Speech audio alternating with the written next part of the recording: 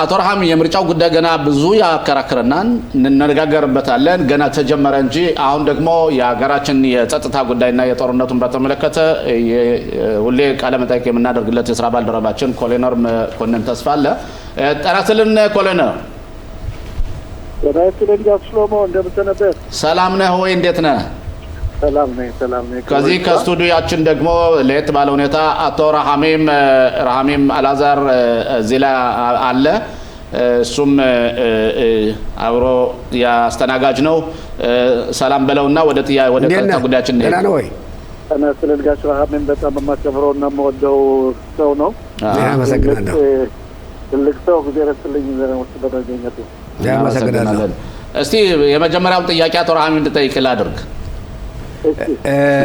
እንዴት ነው እስቲ እንግዲህ የደህንነት ጉዳይ ባስመለከተው የምንነጋገረው እስቲ በአዛ በኩል እንጀምር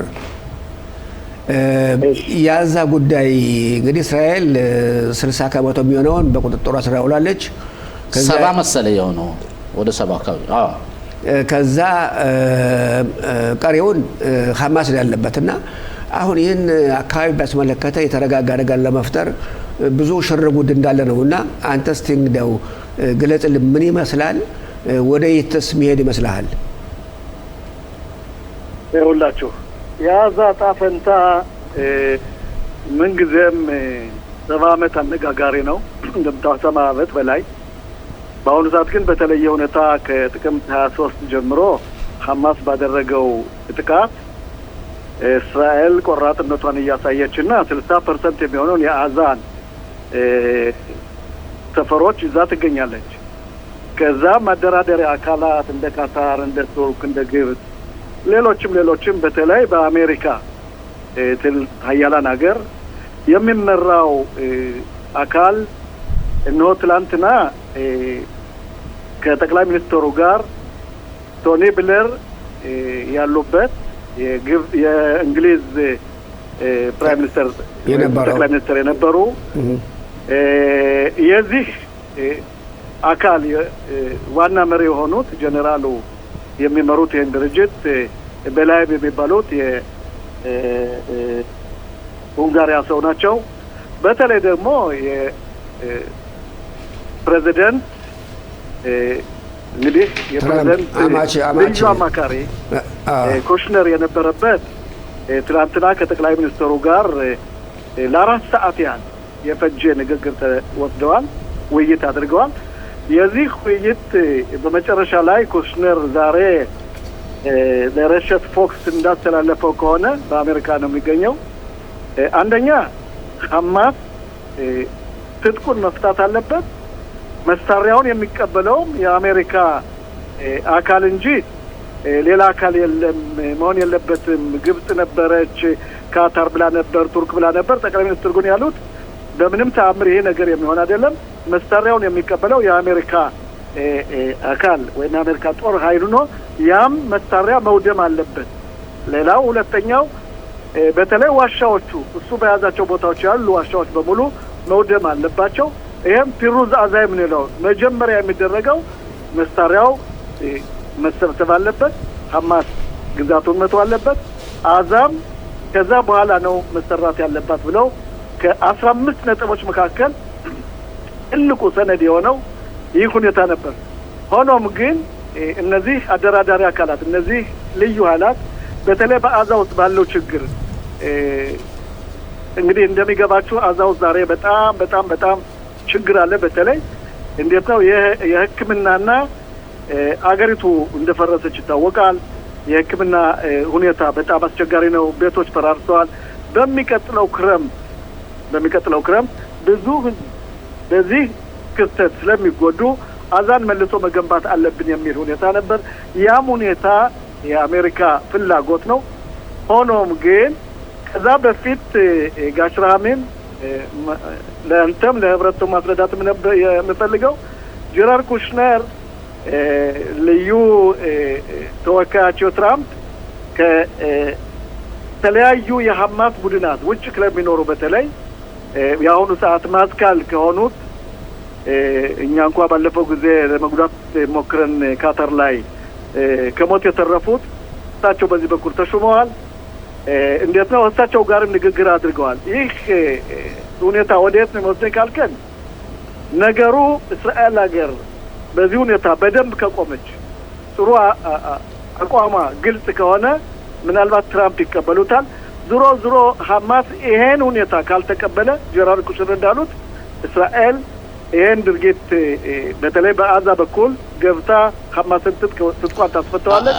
ይሄም ኮሎኔል እዚህ ጥያቄ አለኝ።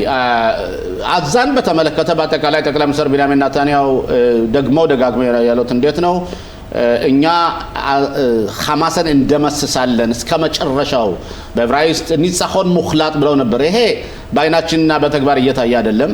ሁለተኛ ደግሞ ኳታርና ቱርክን ከውስጥ አስገብቶ ልክ ድመቱን ወተት ጠብቅ ማለት ነው። ስለዚህ እነሱ የሐማስ ደጋፊዎች ናቸው፣ የሐማስ ስፖንሰሮች ናቸው እና እነሱ ባሉበት ሁኔታ እንዴት ነው ሐማስ የጦር መሳሪያውን ይፈታል ተብሎ የሚገመተው? እስካሁን ድረስ ምንም ጊዜ መግዛት ካልሆነ በቀር ምንም የሆነ ነገር አይደለም። አቶ መኮንን ይኸውልህ ሎማ ጀመርነው እንጂ አልጨረሰውም። ይህ ሁኔታ ብዙ ጊዜ ስንት ጊዜ ይጨርስብን? ብዙ ጊዜ ይወስዳል። ሐማስን እናጠፋዋለን ሲሉ ጠቅላይ ሚኒስትሩና መንግስታቸው የሐማስ ህዝቡን ማጥፋት አይደለም እንደመጠቀው ትጥቁ ከተፈታ ትጥቁን እንደሚፈታ እርግጠኛ ነኝ። ትጥቁን የሚያስፈታው ኃይል ማን ነው ካልከኝ ግን የአሜሪካ ተቋም መሆን አለበት። ያ ተቋም ስራውን ከሰራ ለምን እኛ የአሜሪካ ተቋም ትጥቁን እንዲያስፈታው እንላለን? ለምን የኛ መንግስት ቋሚነቱን አረጋግጦ የኛ የጦር ኃይል ትጥቁን እንዲያስፈታ ለምን አይደረግም? ከዛ በኋላ ጦር መሳሪያውን ከፈታ በኋላ የፈለጉትን የተፈለጉትን አመራር አመጣው ያስገቡ፣ እዛ እንደገና ይገቡ። ግን እዚህ ላይ የኛ የመንግስት ድክመት አይደለም ወይስ የኛ የመከላከያ ድክመት አይደለም ወይ ነው ጥያቄው። ሎሞ ነገሮችን በእርጋታና ቀስ ብሎ ማየቱ ይመረጣል። ጦርነት መግባት ኪሳራው ብዙ ነው እንደምታውቀው። እኛ አዛን እንደገና መልሰን ወቅተን ሐማስን ትጥቁን እናስፈታዋለን፣ መሳሪያውን ከማለን፣ ዋሻውን ከማለን ካለ አንደኛ የቀረው የአዛ ህዝብ በተለይ መካከለኛው አዛ ይወድማል። በዚህ ውድመት ላይ ደግሞ እነሱ ብቻ አይደለም የሚጎዱት፣ የእኛም ሰዎች ይጎዳሉ። በድርድር ይህ ሁኔታ ከተፈታ በድርድር በሰላም ሁኔታ ትጥቁን ከፈታ አዛን ገዥ ሆኖ ካልተቀመጠ ይሄ ነው ማሸነፍ ማለት። በጦር መሳሪያ ብቻ አይደለም፣ በዲፕሎማሲ ማሸነፍ አለብን። ጠቅላይ ሚኒስትሩ ያደረጉት በተለይ በትላንትናው ዕለት ቁርጥ ያለውን ቃል ተናግረዋል። ሐማስ ትጥቁን እስካልፈታ ድረስ ወታደሮቻችን እዚያ ይቆያሉ፣ ምንም አይነት ቁሳቁስም አይገባም። በአሁኑ ሰዓት ለ69 ቀን ያህል ይህ ድርጊት መደረግ አለበት ተብሎ የተወሰነበት ሁኔታ ስለሆነ አስቀድሞ ነገሮችን መደምደም ከባድ ይሆናል። ነገሩ ቀላል ነው። መኮንን እዚህ ላይ ቆየኝ ማለት ጨርስ። ነገሩ ቀላል ነው አይደለም። ሐማስ የመጨረሻው ሐማስ መሳሪያውን ይጥላል አይመስለኝም። ሆኖም ግን በዚህ ክስተት በዚህ ጦርነት በዚህ ጦርነት ውስጥ የሌሉ ሰዎች የአዛም ህዝብ ሆነ በእኛም በኩል ስለሚጎዱ ነገሮችን በጥሞና ማየት ረጋ ባለው ሁኔታ በዲፕሎማሲ መፍታት ይቻላል ተብሎ እንጂ አዛንማ እንደምታውቀው 60% እኮ አዛ ወድሟል። ራፍታ ወድሟል። ማድረስ ወድሟል። ሁለት ነገር ኮሎኔል መኮንን ሁለት አንድ ጥያቄ ልጠይቅና ከዛ ወደ አቶ ረሃም አልፋለሁ።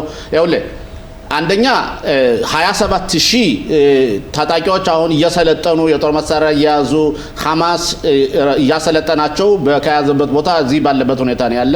ሁለተኛ ደግሞ 70% ከመሬት በታች ያሉት ጉድጓዶች በእጃቸው እንዳለ ነው ያለ። ሶስተኛ ደግሞ ታጽፒታኒዮት የሚባሉት ወይ ደግሞ በአሻግሮ ተመልካቾች ሐማስ እየተዘጋጀ ነው እያሉ እነሱ እየተናገሩ የኛ መከላከያና የኛ መንግስት ምንም እያደረገ አይደለም ልክ በፊተኛው እንደነበረው። ስለዚህ ምን ትለው ነገር አለ?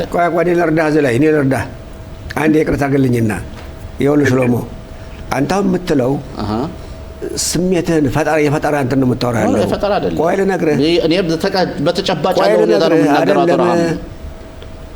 አዛ አንድ አዛ እንዳዛ ከተማው ሳይሆን እንዳዛ በአጠቃላይ የዛ ሰርጥ ወድሟል። አንድ ይሄን ተረዳልኝ። ሌላው 70% በእስራኤል ቁጥጥር ስር ካለ 70% የሚሆነው ዋሻ ወድሟል ማለት ነው በሌላ አነጋገር። ሌላው ሶስተኛው ነጥብ ደግሞ ብዙ ዋሻ ያለ አሁን እነሱ ካሉበት አካባቢ ነው። ከበፊቱ አይደለም። የት ቆጥረህ ነው? መከላከያ የሚሰጠው መረጃ ነው። ይሄ ላይ አቶ መኮንን ሊናገር ይችላል። ኦኬ እንደዛ አላለም። 27000 ያለው ደግሞ እኛ መረጃ የሚሉት ነገር ነው። ዋሻ ወድሟል።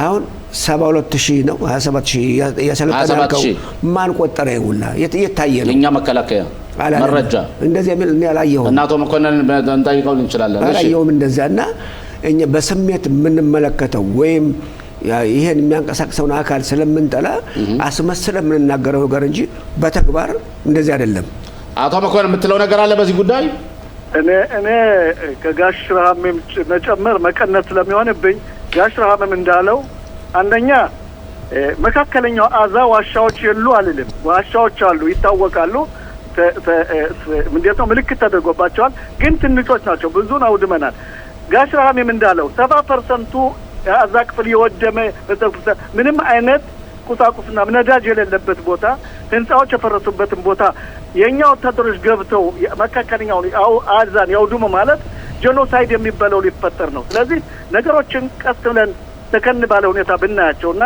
ሌላ ተቋም ይሄን ነገር ካላደረገው እኮ እድል ተሰጥቶናል ከ69 ቀን በኋላ የአሜሪካ መንግስት ቁርጥ አድርጎ ለሐማስ ተነግሯል ይሄን ካልተቀበላችሁ አዛን መልሶ ለመገንባት ትጥቃችሁን ካልፈታችሁ መሳሪያችሁን ካላስረከባችሁ ግዛታችሁን ካልተዋችሁ ሌላ ዳህላን የሚባለው በካታር የሚኖረው ገብቶ መወዳደር እንዲችል የሚያደርገውን አካል ንቀን እኛ ብንጀምረው እኛ መጨረሻ ላይ ተወንጃይ ስለምንሆን ነገሮችን ረጋ ባለ ሁኔታ ማየት ይቻላል አንተ ባልካቸው ነገሮች በሙሉ እኔ መረጃው ስለሌለኝ ጋሽ ረሃምም እንዳለው ምን ያህል ዋሻ ይኖራቸው ዋሻ እንዳለ ይታወቃል ግን ብዛቱ 23,000 ነው የሚለው አልቀበለው ኦኬ ሌላው አቶ መኮንን ወደ ሊባኖስ እንውሰድህና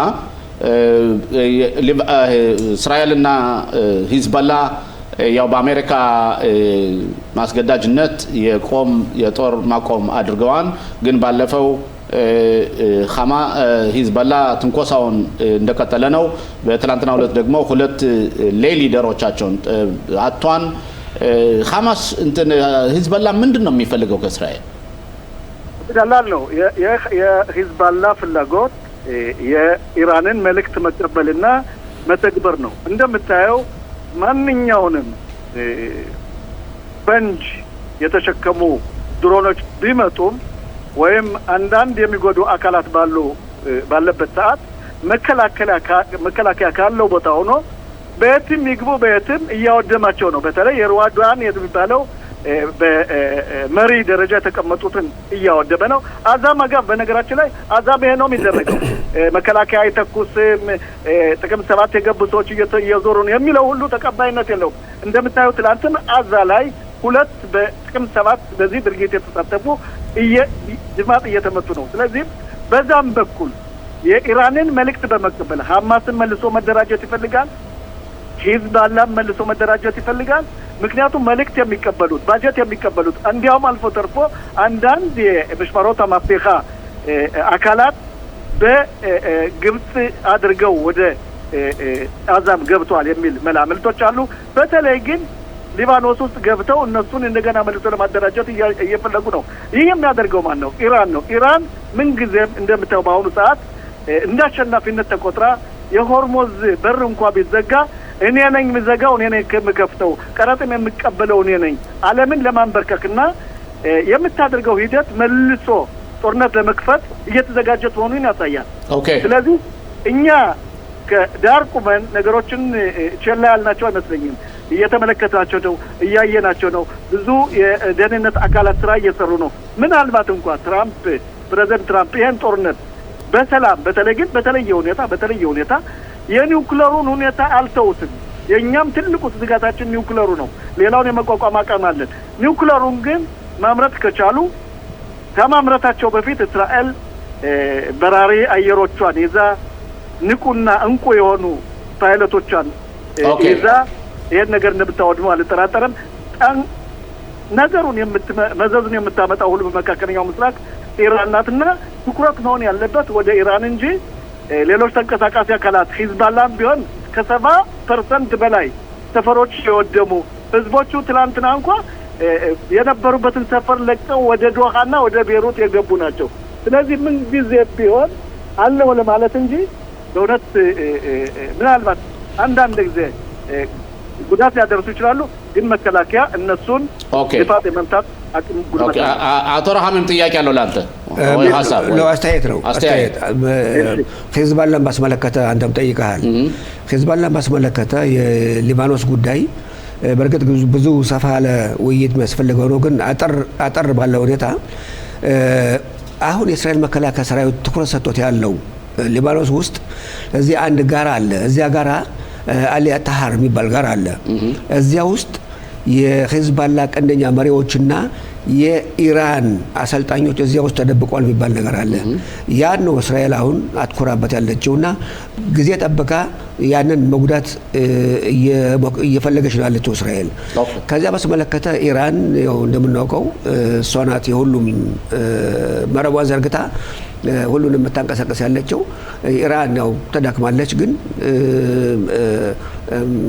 ኮን እንዳስተዋሰው የሆርሙዝን ጉዳይ አስመለከተ ችግር እየፈጠረች ነው ያለችው። የአሜሪካ አወላዊ የሆነ አቋም እስካሁን ድረስ ያው ጠቃሚ የሆነ ውጤት ሊያስገኝ አልቻለም እስካሁን ድረስ። ጊዜያችን እየሄደብን ስለሆነ ኮሎኔል መኮንን አንድ መጨረሻ ጥያቄ ላይ በዚህ ልጠይቅህና ሆርሙዝን በተመለከተ የአሜሪካ መንግስት አሜሪካ ሆኜ ያን ትሪቶሪ የኔ ትሪቶሪ እንዲሆን አረጋለሁ እያሉ ትራምፕ ይዝቱብና ምን ያህል ዛቻውን ትቀበለዋለህ አንተ? ምንጊዜም የኢራን መሪዎችም እየዛቱ ነው፣ ትራምፕም እየዛቱ ነው። ስምምነት መሆን የነበረበት በኢራንና በኦማን አካባቢ ሁለቱ ሀገራት እንደተለመደው እንደ ድሮ ነፃ መርከቦች የሚጓጓዙበት በር መሆን ነበረበት። እነሱ ግን የወሰኑት ምንድነው? በዚህ ስምምነት ላይ ቀረጥ እንዲቀበሉና በቀረጡ ላይም እንኳን አልተስማሙም። ስለዚህ በነገራችን ላይ ትራምፕ ኦማንንም ካስፈለገ እሷንም እናፈናዳታለን ብለው ተናግረዋል። አዎ፣ ምክንያቱም ኦማን በዚህ በኩል የእሳቸውን መልእክት ወይም የእሳቸውን አባባል ስላልገባቸው እነሱም ቀረጥ መቀበል ነው የፈለጉት።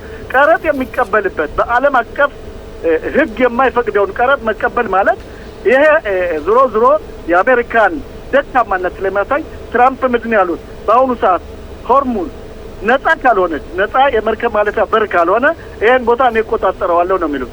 ይሄ ይሳካላቸዋል። ነገሩ በድርድር የሚፈታ ነው። እኔ ግን እንደሚመስለኝ ከሆነ በአሁኑ ሰዓት በተለይ በአሁኑ ሰዓት በኢራን ውስጥ ያለው ትልቅ የኢኮኖሚ መክሰር በዛ በኩል ትልቅ ጉዳት እያደረሱባቸው ነው።